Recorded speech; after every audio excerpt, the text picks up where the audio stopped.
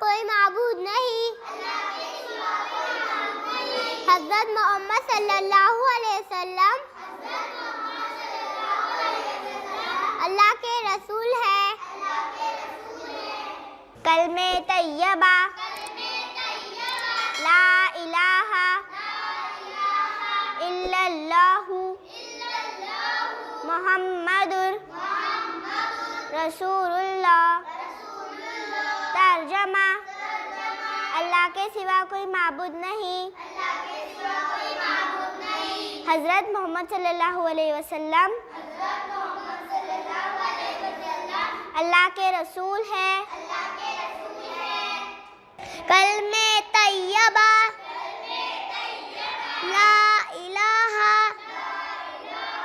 इल्लल्लाहु मुहम्मदुर रसूलुल्लाह। तर्जमा, अल्लाह के सिवा कोई माबूद नहीं और हज़रत मोहम्मद सल्लल्लाहु अलैहि वसल्लम अल्लाह के रसूल है। कलमे तैयबा ला इलाहा इल्लल्लाहु मुहम्मदुर रसूलुल्लाह। तर्जमा, अल्लाह के सिवा कोई माबूद नहीं।